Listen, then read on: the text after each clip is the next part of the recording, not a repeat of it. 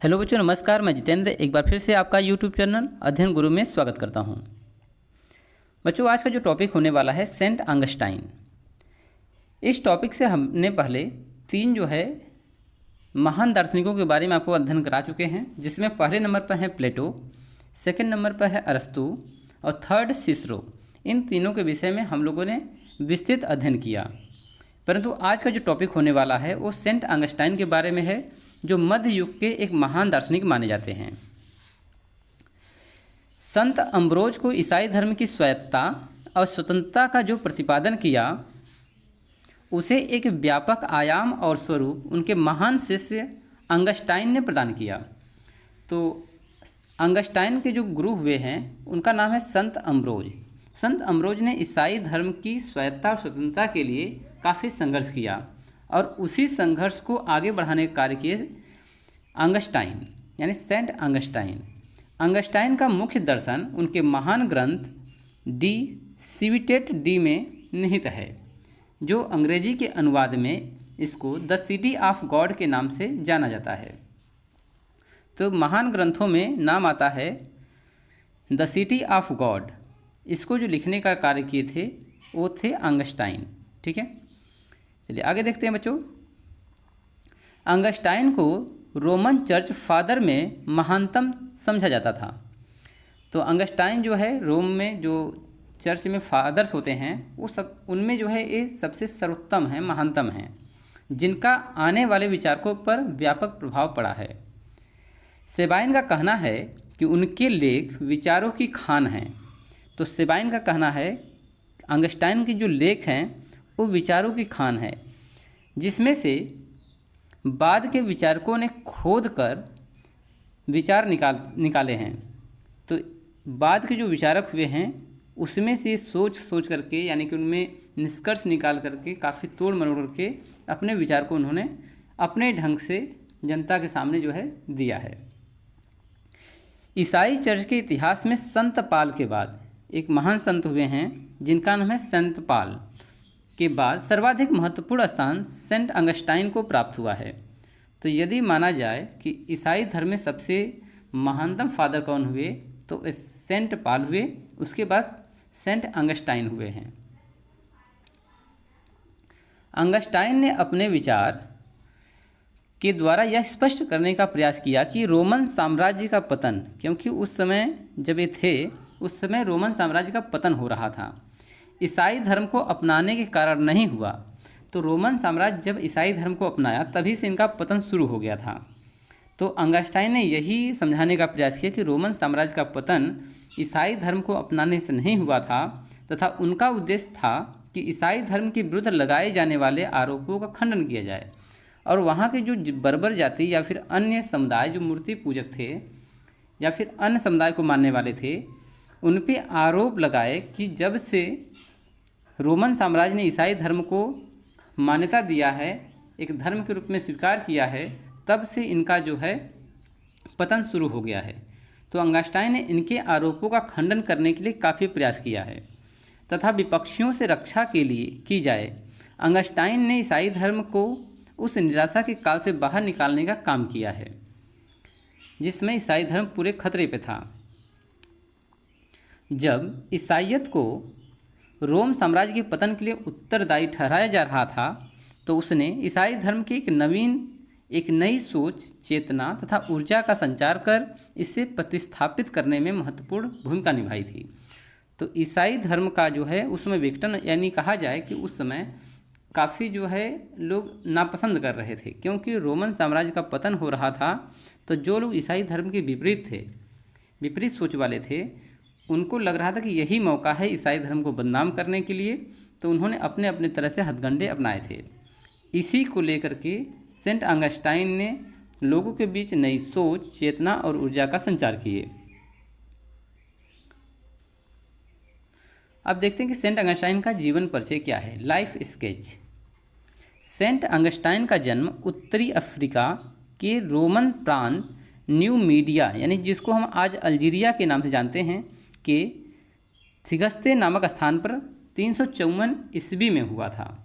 तो यह ईसा पूर्व की बात नहीं है, ये ईस्वी में आ गए हैं। ईसा मसीह के जन्म से 354 वर्ष बाद। ठीक है, तो इनका जो जन्म हुआ है अफ्रीका में हुआ है, उत्तरी अफ्रीका में, जो एक रोमन प्रांत का ही एक हिस्सा था, जिसको उसमें न्यू मीडिया कहा जाता था। आज के दिन में हम इसको अल्जीरिया कहते हैं। तो वहाँ पर एक स्थान है थिगस्ते, वहाँ पर 354 ईस्वी में हुआ था। उनके पिता एक मूर्ति पूजक थे और एक बड़े जमींदार भी थे, यानी कि यह प्रारंभ में ईसाई नहीं थे, यह भी एक मूर्ति पूजक के परिवार से आते थे, बाद में ईसाई धर्म कबूल किए। 370 ईस्वी में उसने कार्थेज विश्वविद्यालय में प्रवेश लिया। विश्वविद्यालय का नाम है कार्थेज। वहाँ से अपनी पढ़ाई पूरी करके उसने अपनी मातृभूमि की सेवा का निश्चय किया। तो सेंट ऑगस्टाइन ने जब कार्थेज विश्वविद्यालय में अध्ययन कर लिया तो सोचा कि अपनी मातृभूमि जो उत्तरी अफ्रीका है, अल्जीरिया है, जिसको उस समय जो है नाम दिया गया था न्यू मीडिया, वहाँ पर यानी मातृभूमि की सेवा करें, और अपने प्रांत में पढ़ाने लगा। तो वह वहाँ पर आए और वहाँ पर पढ़ाने लगे। यहाँ पर उनका संपर्क सेंट अम्ब्रोज से हुआ।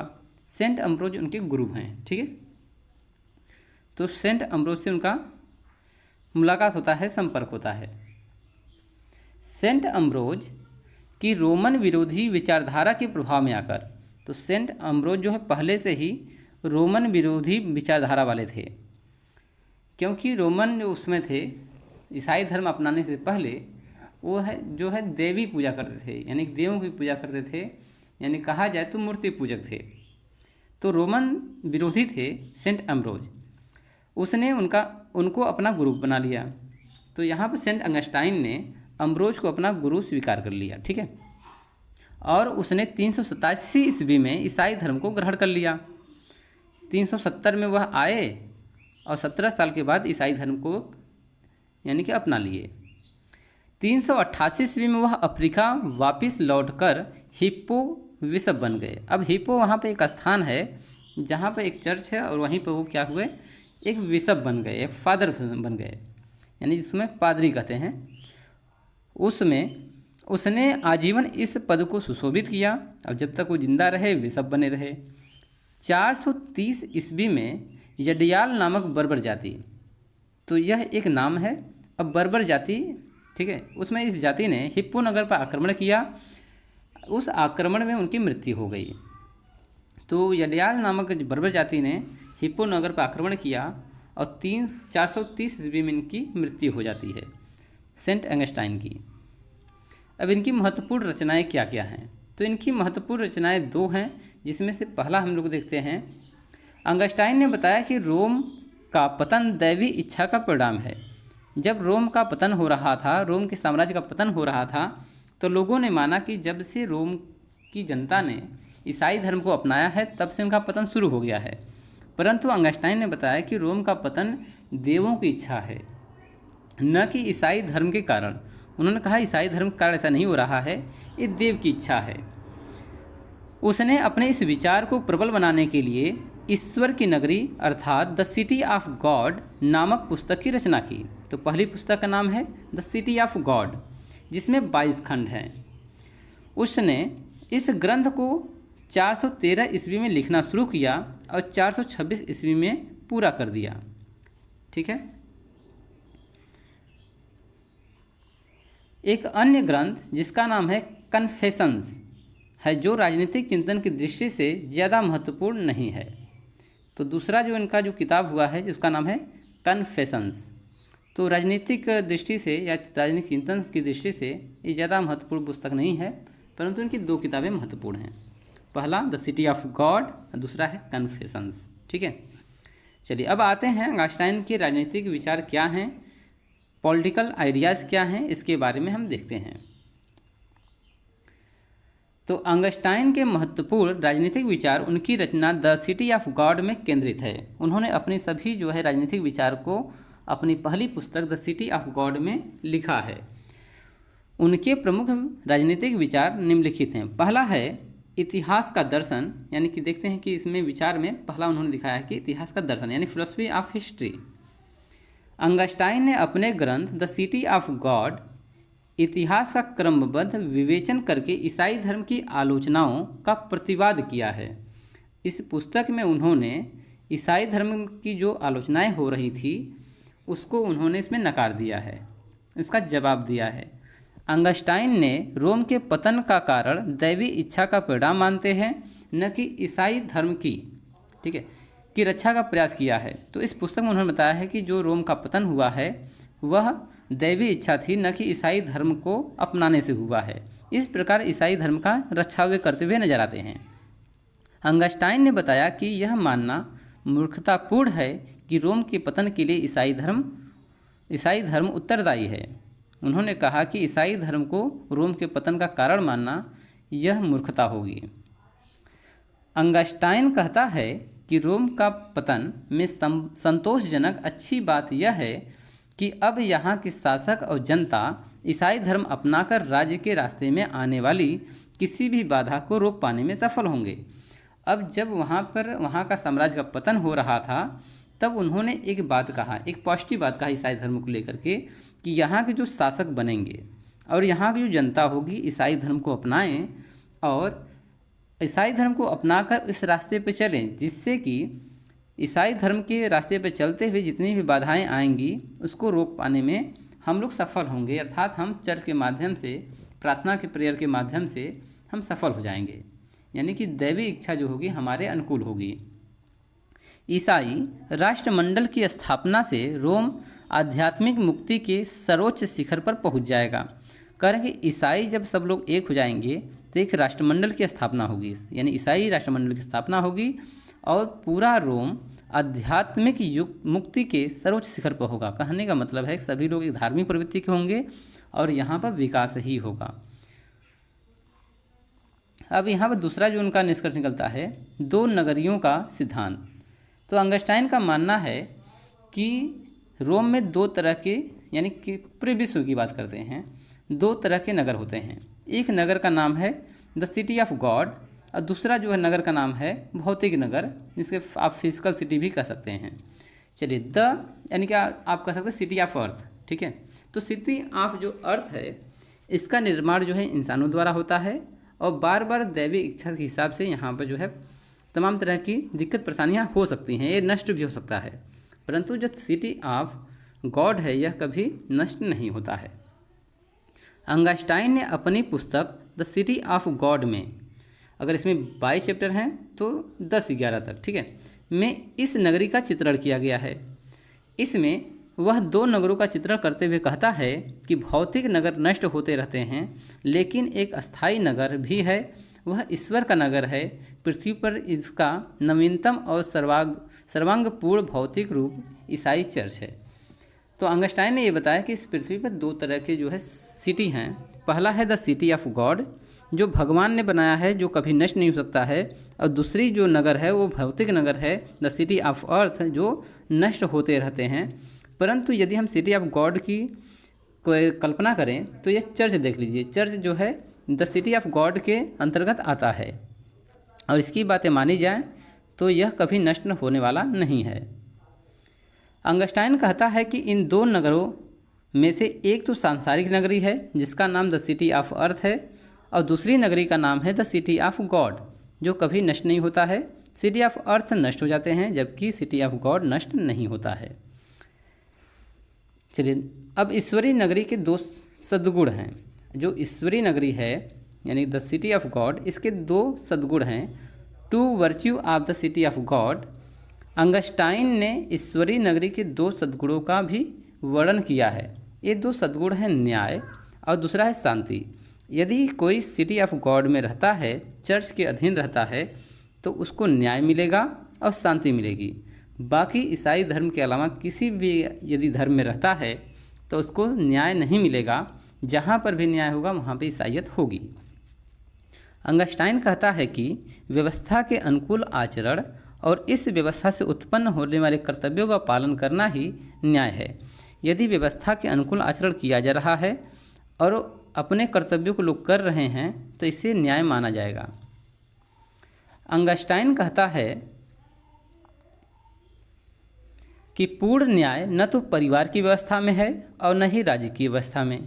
तो अंगस्टाइन का मानना है कि जैसे एक परिवार में एक मुखिया होता है, बच्चे होते हैं, पत्नी होती है, तो वहाँ पर भी पूर्ण न्याय नहीं होता है और ऐसा ही राज्य के केस में भी है। राज्य में तमाम तरह के लोग हैं और सभी के हिसाब से न्याय उचित नहीं होता है। राज्य व परिवार में परस्पर संघर्ष होता रहता है, इसलिए मनुष्य केवल एक के प्रति न्यायपूर्ण हो सकता है।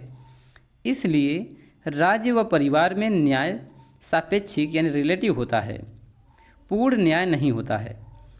संपूर्ण न्याय तो सार्वत्रिक समाज यानी सार्वदेशिक व्यवस्था में पाया जाता है। समाज मनुष्य मात्र का समाज है जिसका शासक ईश्वर है। तो यहाँ पर न्याय के बारे में बात करते हैं कि न्याय जो है न तो परिवार में सही मिलता है और न ही न्याय राज्य के अंतर्गत मिलता है।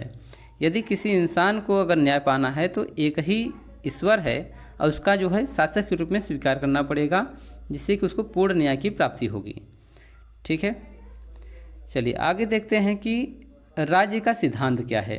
The theory of state. Augustine का कहना है कि न्याय राज्य का आधार नहीं होता है। यदि राज्य कोई न्याय की बात कर रहा है तो यह न्याय की बात राज्य का नहीं है।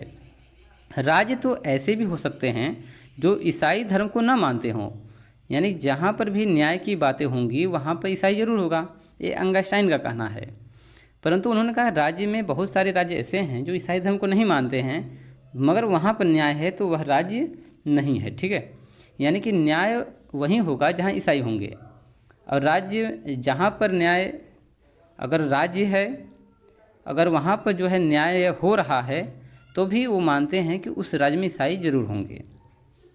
ठीक है, किंतु न्याय तो केवल ईसाई राज्य में हो सकता है। उनका मानना है कि न्याय केवल ईसाई राज्यों में ही संभव हो सकता है, इसलिए न्याय चर्च का लक्षण है। यदि न्याय की बातें होती तो चर्च उसमें जो है होता है, न कि राज्य। यानी राज्य का काम है केवल रूल करना, शासन करना, न्याय की बातें केवल चर्च में होंगी। चर्च का अधिकार राज्य के अधिकार से बड़ा होता है। तो यहाँ पर ऑगस्टाइन मानते हैं जो चर्च है, जो ईश्वर की नगरी का प्रतिरूप है, वह राज्य से बड़ा होता है। अब देखते सेंट ऑगस्टाइन ने कहा है कि समूह में रहने की मनुष्य की प्रवृत्ति और मूल पाप से उत्पन्न मनुष्य के पाप के कारण ही राज्य की उत्पत्ति हुई है। देखिए, अब यहाँ पर जो राज्य की उत्पत्ति होने का जो उन्होंने प्रमाण दिया है, कहा कि मनुष्य की जो प्रवृत्ति है वह समूह में रहने की है, और मूल पाप जो पुराने समय से पाप होते आ रहे हैं से उत्पन्न मनुष्य के पाप के कारण ही राज्य की उत्पत्ति हुई है। अब राज्य उत्पत्ति क्यों हुई, यहाँ पर इंडायरेक्ट रूप से कहना चाहते हैं कि जो पाप उन्होंने पहले किए हैं, ईश्वर उसके दंड के लिए ही राज्य की व्यवस्था किया है, यहाँ इसको दंडित किया जाएगा। ठीक है, परंतु न्याय की बात करने के लिए वो अपने आप को चर्च ही न्याय की बात कर सकता है, उनका ये मानना है। उनके मतानुसार राज्य की स्थापना ईश्वर द्वारा मनुष्य को पापमय जीवन से मुक्ति दिलाने के लिए की है। तो राज्य की स्थापना करने का जो उद्देश्य है ईश्वर का, उनका मानना है कि पाप से मुक्ति दिलाना। राज्य की उत्पत्ति स्वयं ईश्वर ने की है। तो राज्य की उत्पत्ति किसने किया? ईश्वर ने किया है। राज्य स्वयं ईश्वर का प्रतिनिधि है। तो राज्य जो है ईश्वर का प्रतिनिधि है, मतलब कि ईश्वर ने राज्य को बनाया है, इसलिए उसकी आज्ञा का पालन करना प्रत्येक व्यक्ति के लिए अनिवार्य है। ऑगस्टाइन कहते हैं जो शासक है उसकी बात भी मानिए, क्योंकि शासक जो होता है वो राज्य का उत्तराधिकारी होता है, और वही जो है अपने रूल रेगुलेशन को लागू करता है और जनता को दंडित करता है। इसलिए राज्य की स्थापना ईश्वर ने किया है। राज्य ईश्वरीय नगरी के लिए न्याय प्रदान करता है। ठीक है, तो राज्य जो है ईश्वरीय नगरी, जो सिटी ऑफ गॉड है, राज्य ईश्वरीय नगरी के लिए न्याय प्रदान करता है। चर्च को संपत्ति और इमारत राज्य ही प्रदान करता है। तो चर्च को जो संपत्ति है, जो रुपए पैसे मिलते हैं, और इमारत जो मिलता है वह राज्य ही देता है या राज्य बनवाता है। राज्य ही चर्च को इसका अधिकार देता है। राज्य के पास अधिकार है कि वह चर्च को अधिकार दे। ठीक है, राज्य को दैवी मान्यता होती है, इसलिए उसके आदेशों का पालन करना चाहिए।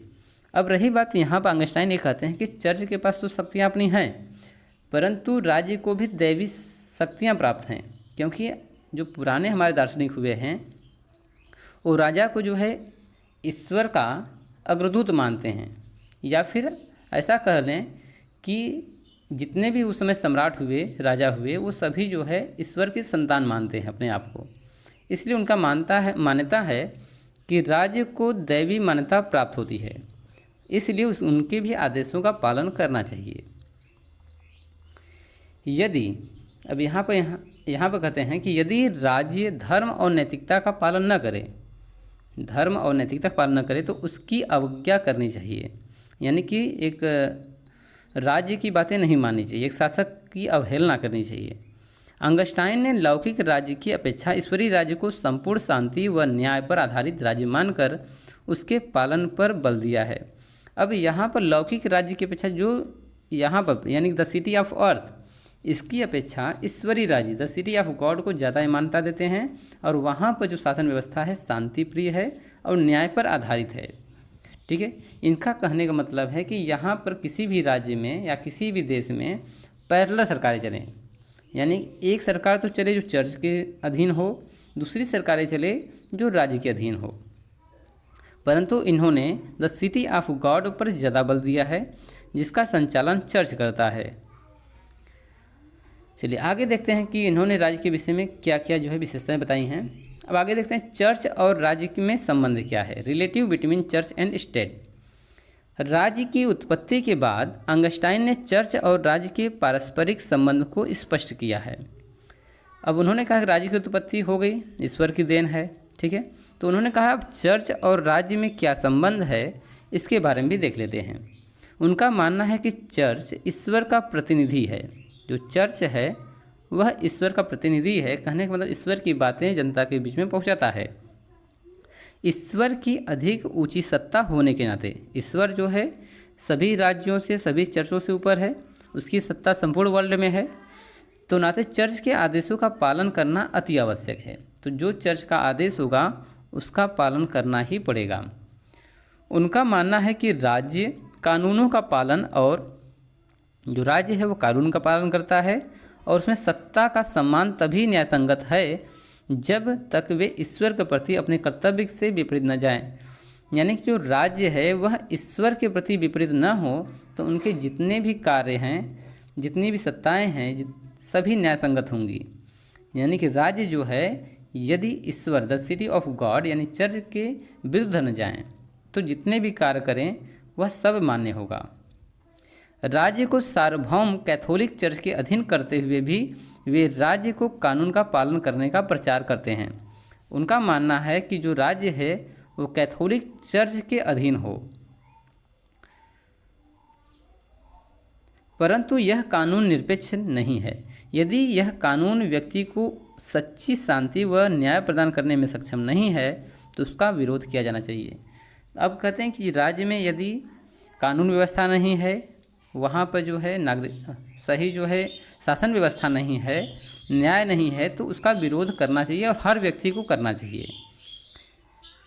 चलिए आगे देखते हैं कि यदि राज्य धर्म या आध्यात्मिक मामलों में हस्तक्षेप करे तो नागरिकों को उस राज्य के आदेशों से मुंह मोड़ लेना चाहिए। अब कहते हैं कि यदि मान लो कि राज्य और चर्च में विरोध हो जाए, राज्य किसी भी चर्च को या फिर द सिटी ऑफ गॉड को मानने से इनकार कर दे, तो जनता को चाहिए कि उस राज्य से मुंह मोड़ ले, यानी कि वह द सिटी ऑफ गॉड यानी चर्च की तरफ आ जाए। चर्च और राज्य एक दूसरे पर आश्रित होते हुए भी चर्च सर्वोच्च संस्था है जो ईश्वर के प्रतिनिधि के रूप में पृथ्वी पर विराजमान है। अगर अंगस्टाइन कहते हैं कि अगर ईश्वर जो है सर्वोच्च सत्ता है तो उसकी सत्ता को प्रतिपालन करने के लिए चर्च बनाए हैं, और दैवी शक्ति के आधार पर राज्यों का गठन हुआ है। यदि राज्य मनमानी करे तो सभी लोगों को चाहिए कि वह सभी लोग चर्च की तरफ आएं, ताकि चर्च जो है जो ईश्वर का प्रतिनिधि के रूप में काम कर रहा है, इसलिए जो है वहाँ पर उन लोगों को आना चाहिए। तो यहाँ पर चर्च और राज्य एक दूसरे पर आश्रित होते हुए, यानी कि दूसरे आश्रित हैं। क्यों आश्रित हैं? क्योंकि चर्च और जो चर्च है जो संपत्ति है वह राज्य देता है, ठीक है। फिर भी मानना है कि चर्च जो है सर्वोच्च संस्था है, यानी राज्य से भी बड़ी संस्था क्या है? चर्च है, जो ईश्वर की प्रतिनिधि के रूप में यहाँ पर विराजमान है। चलिए पांचवें, संपत्ति और दासता संबंधी विचार, the view on property and slavery. Augustine ने भी अन्य ईसाई विचारकों की तरह संपत्ति रखना वैध माना है। अंगस्टाइन मानते हैं कि संपत्ति रखना कोई गुनाह नहीं है, क्योंकि इसके बिना काम नहीं बनेगा। उनका मत है कि संपत्ति रखना कोई प्राकृतिक अधिकार न होकर परंपरागत परिपाटी है। जैसे कि लोग संपत्ति रखते हुए आए हैं, तो इस समय भी उनको संपत्ति रखना चाहिए, और यह अधिकार राज्य प्रदान करता है। राज्य प्रदान करता है कि कितनी संपत्ति रखनी चाहिए। उसका विचार है कि संपत्ति के अभाव में मनुष्य अपने लौकिक और आध्यात्मिक जीवन के उत्तरदायित्व को पूरा नहीं कर सकता है। तो मनुष्य जो है अपने दैनिक दिनचर्या और आध्यात्मिक जीवन जीने के लिए जो उसकी उपयोगी वस्तुएं होंगी, अगर संपत्ति नहीं रहेगा तो वो पूरा नहीं कर सकता है। परंतु उसका कहना है कि प्रत्येक व्यक्ति को उतनी ही संपत्ति रखना चाहिए जितना कि उसे आवश्यकता हो, जिससे कि उसको अपने उद्देश्य की प्राप्ति के लिए आवश्यक हो केवल उतना ही धन रखे। अगर आवश्यकता से अधिक संपत्ति है तो उसको जनहित में खर्च कर देना चाहिए, यानी कि जनहित के कार्यों में लगा देना चाहिए, लोगों की भलाई कर देना चाहिए, यदि उसकी आवश्यकता से अधिक संपत्ति है तो। अंगस्टाइन दास प्रथा को उचित ठहराता है। अब यहाँ पर जो है अंगस्टाइन के दास प्रथा के विषय में जो है उनके विचार कुछ अलग ही हैं, क्योंकि उनका विचार है कि मूल पाप, जो पुराने पाप हैं जो शुरू से लोग करते आए हैं, मूल पाप से उत्पन्न मनुष्य दंड, जो मूल पाप से उत्पन्न मनुष्य हैं कि पाप का दंड दासता है। जो मनुष्य ने पाप किए हैं फिर से मनुष्य का जन्म पाया है, तो वह ऐसे मनुष्य के रूप में जीवन जीते हैं जो एक दास की भांति जीवन होता है, ताकि वह अपने मूल पापों का प्रायश्चित कर सकें।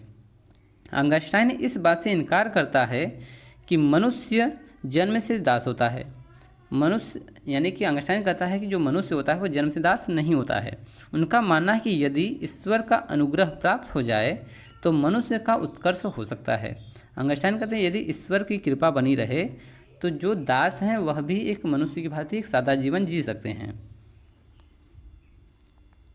अंगस्टाइन का कहना है कि दासता यानी दास प्रथा एक प्रकार का आदि मानव के पतन के कारण होने वाले मनुष्यता के पतन के लिए मानव जाति को दिया गया सामूहिक दंड है।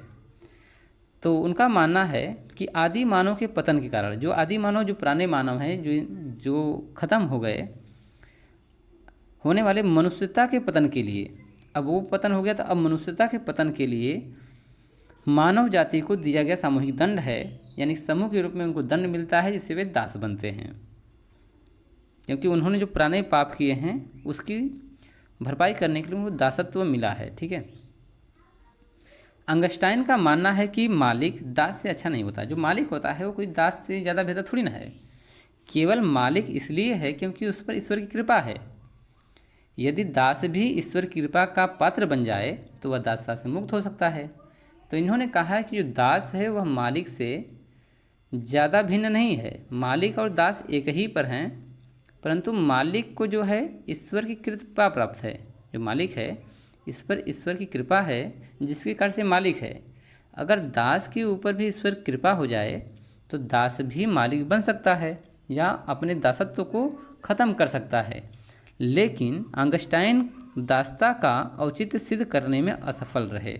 इन्होंने दासत्व को सही तरीके से परिभाषित नहीं कर पाए। इन्होंने केवल यही माना है कि पापों का दंड पाने के लिए ही दास उत्पन्न हुए हैं या दास बने हैं, और ईश्वर कृपा होगी तो दासत्व मुक्त हो सकता है। ठीक है। अब देखते हैं कि अंगस्टाइन का योगदान और प्रभाव क्या है। Contribution and the influence. उनके महत्वपूर्ण योगदान निम्नलिखित हैं। पहला है पवित्र रोम साम्राज्य का निर्माण। सेंट अंगस्टाइन की पुस्तक ईश्वर की नगरी द सिटी ऑफ गॉड पर आधारित किया गया है। तो रोम का जो साम्राज्य है, जो रोम पहले मतलब कि इनका नष्ट हो गया था, फिर अपनी पुस्तक में इन्होंने बताया है कि रोम साम्राज्य का निर्माण कैसे हो। वास्तव में अंगस्टाइन ही ईसाई राष्ट्रमंडल के पिता कहे जाते हैं। इन्होंने कहा कि यदि रोम का सर्वनाश हो जाता है, फिर से जो शासक बनेगा, प्रजा जो होगी वह सभी ईसाई होंगे, इसलिए एक ईसाई राष्ट्रमंडल जो है निर्माण होगा जो काफ़ी अच्छे से रहेगा, जिस पर ईश्वर की कृपा बनी रहेगी। इसलिए इनको ईसाई राष्ट्रमंडल का पिता भी कहा जाता है। यह अवधारणा मध्य युग में एक विवाद का विषय रही है। अंगस्टाइन का दूसरा योगदान है अंगस्टाइन का चर्च को सर्वोच्चता का सिद्धांत। तो मध्य युग में चर्च को सर्वोच्च शिखर पर ले जाने का कार्य अंगस्टाइन ने किया था। मध्य युग में एक महत्वपूर्ण मुद्दा रहा, उसने राज्य से चर्च को श्रेष्ठ बताकर चर्च को ईश्वर का प्रतिनिधि कहा।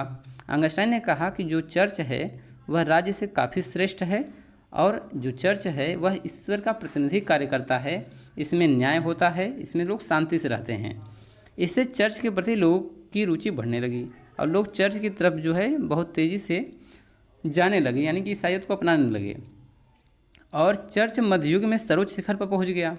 अंगस्टाइन का चर्च व राज्य की सर्वोच्चता का द्वैतवादी सिद्धांत मध्ययुगीन विचारधारा का आधार बन गया। यह अंगस्टाइन की मौलिक देन है। अब यहाँ पे ये कहा गया है कि चर्च के प्रति लोगों का रुचि बढ़ गया। जो चर्च है वो मध्य युग में सर्वोच्च शिखर पर पहुँच गया था। अंगस्टाइन ने चर्च और राज्य की सर्वोच्चता का द्वैत सिद्धांत, यानी कि एक तो उन्होंने कहा कि चर्च भी न्याय कर सकता है और राज्य भी कर सकता है। तो यहाँ पर द्वैतवादी सिद्धांत का प्रतिपादन अंगस्टाइन ने किया था, यानी एक राज्य की सत्ता और दूसरा जो है चर्च की सत्ता। अंगस्टाइन ने सार्वभौमवाद यानी यूनिवर्सलिज्म की अवधारणा का प्रतिपादन किया। उसने सार्वदेशिक समाज की स्थापना के रास्ते में राज्य, जाति, भाषा आदि के अवरोध उत्पन्न नहीं हो सकते। अब उन्होंने कहा कि जो सर्वदेशिक समाज होगा, यूनिवर्सल वाला जो समाज होगा, उसमें जाति, भाषा, राज्य जो है अवरोध उत्पन्न नहीं करेंगे।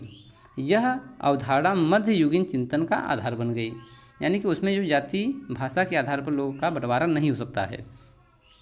अंगस्टाइन ने दैवी सिद्धांत को ठोस आधार प्रदान किया। उसने बताया कि ईश्वर की इच्छा का परिणाम है, राज्य जो है ईश्वर की इच्छा का परिणाम है। उसने बताया कि चर्च ईश्वर का प्रतिनिधि है। जो चर्च है ईश्वर का प्रतिनिधि, यानी कहा जाए चर्च में ईश्वर के द्वारा स्थापित व्यक्ति जो बिशप है वही उसका जो है कर्ता धर्ता है, परंतु राज्य जो है ईश्वर की इच्छा का परिणाम है। यदि राज्य बना है तो ईश्वर की इच्छा रही है, यानी कहने का मतलब यहाँ पर भी है कि चर्च में जो प्रतिनिधि है वह राज्य से ऊपर है। चर्च ही व्यक्ति को आध्यात्मिक मुक्ति प्रदान कर सकता है। इससे मध्य युग में नए चिंतन का सूत्रपात हुआ।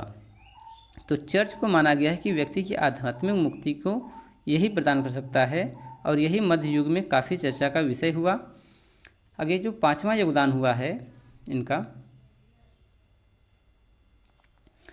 अंगस्टाइन द्वैतवाद यानी राज्य सत्ता और धर्म सत्ता। यहाँ पर दो सत्ता की बात की गई है जिसे द्वैतवाद कहा जाता है। राज्य सत्ता में राज्य आते हैं, धर्म सत्ता में चर्च आता है का सिद्धांत। मध्य युग में गिलासियस दो तलवारों के सिद्धांत का आधार बना। अब दो तलवारों का जो सिद्धांत है जो गिलासियस ने दिया था, इसमें एक था कि एक ही राज्य में दो व्यक्ति शासन करें, जिसमें एक चर्च हो दूसरा राज्य हो। तो दो तलवारों का सिद्धांत जो है इनका जो है आधार बना था। मध्य युग का समानांतर यानी पैरेललिज्म भी अंगस्टाइन की विचारधारा पर ही आधारित है। इसलिए मध्य युग में अंगस्टाइन की सबसे महत्वपूर्ण देन है उनका द्वैतवादी सिद्धांत, यानी एक ही राज्य में दो सत्ता का स्थापित होना। एक जो है सिटी ऑफ गॉड यानी चर्च की देन, और एक है सिटी ऑफ अर्थ यानी कि एक भौतिक राज्य जिसका शासन व्यवस्था शासक देखता है, जबकि सिटी ऑफ गॉड का जो शासन व्यवस्था है वह एक पादरी या बिशप देखता है। तो यहाँ पर द्वैतवादी सिद्धांत भी काफ़ी चर्चा में रहा। अंगस्टाइन ने चर्च की सर्वोच्चता के सिद्धांत का बीजारोपण करके, यानी चर्च की सर्वोच्चता यानी चर्च ही महानतम है, ईसाई विचारकों के चिंतन को प्रभावित किया। उनके धार्मिक मंतव्यों, बाइबिल के प्रमाणवाद, जो धार्मिक जो मंतव्य हैं उनके, बाइबिल के प्रमाणवाद, चर्च की प्रभुता, आदिम पाप आदि ने सैकड़ों वर्षों तक मध्ययुगीन विचारकों का प्रतिनिधित्व किया। सुप्रसिद्ध पोप ग्रेगरी सप्तम, ओनिफेस अष्टम, थॉमस एक्विनास, दांते, ग्रोशियस आदि के विचारों को अंगस्टाइन के दर्शन ने अत्यधिक प्रभावित किया था। अब इन्होंने तीन बातें ज़्यादातर बताई कि धार्मिक मंतव्य, बाइबिल के प्रमाणवाद, चर्च की प्रभुसत्ता, आदिम पाप। इन चार बातों से आइंस्टाइन ने कुछ इतनी बातें विशेष बताई लोगों को कि उस समय के जो दार्शनिक हुए, पोप ग्रेगरी सप्तम, बोनीफेस अष्टम, थॉमस एक्विनास, दांते और ग्रेसियम आदि जो इनके विचार हैं आइंस्टाइन के दर्शन से काफ़ी प्रभावित थे। अब सेबाइन का मत है कि उनकी रचनाएं विचारों की खान है, जो कि हमने ऊपर जाना है। बाद के रोमन कैथोलिक और प्रोटेस्ट इसे खोद कर नए नए विचार निकालते रहे। अब चर्च से जो है ना, चर्च भी दो कैटेगरी में बढ़ गया, एक कैथोलिक चर्च, दूसरा प्रोटेस्ट चर्च। इन दोनों ने उनकी बातों को अपने अपने ढंग से एक्सप्लेन किया। यह सेबाइन का मत है। फॉक्स जैक्सन ने भी कहा है कि सेंट पॉल जो पहले संत माने जाते हैं, दूसरे जो है सेंट आइंस्टाइन हैं, ठीक है। फॉक्स जैक्सन ने कहा कि सेंट पॉल के बाद आइंस्टाइन चर्च के इतिहास में सबसे महत्वपूर्ण हस्ती रहे हैं। संपूर्ण मध्ययुगीन चिंतन राज्य और चर्च के बीच के वाद विवाद के चारों ओर केंद्रित रहा है। अब जो मध्य युग रहा है, संपूर्ण मध्ययुगीन जो चिंतन हुए हैं, जितने भी दार्शनिक हुए हैं जिन्होंने अपने दर्शन को लिखा, ये राज्य और चर्च के बीच वाद विवाद पर ही आधारित रहा। अब बहुत सारी ऐसी बातें होंगी आगे चल करके जिसमें चर्च को चुनौती देते हुए राज्य नज़र आते हैं, और हमेशा जो है सत्ता के लिए चर्च और राज्य आपस में झगड़े भी करते रहते हैं। ये काफ़ी चीज़ आपको देखने को मिलेगा। अतः कहा जा सकता है कि आइंस्टाइन मध्ययुगीन ईसाईयत विचारधारा के सबसे प्रभावशाली विचारक रहे हैं। उन्होंने परवर्ती चिंतन यानी बाद के चिंतन को अत्यधिक प्रभावित किया है। तो आइंस्टाइन के जो विचार रहे हैं, चाहे वो दास्ता को लेकर हो, चाहे राज्य को लेकर हो, चाहे चर्च को लेकर हो, ये सभी जो है आने वाले जितने भी विचारक रहे हैं उनके दर्शन को अपने दर्शन के माध्यम से इन्होंने प्रभावित किया है। तो बच्चों, ये टॉपिक यहीं पर समाप्त होता है। मैं आशा करता हूँ कि आपको ये टॉपिक अच्छे से समझ में आया होगा। धन्यवाद।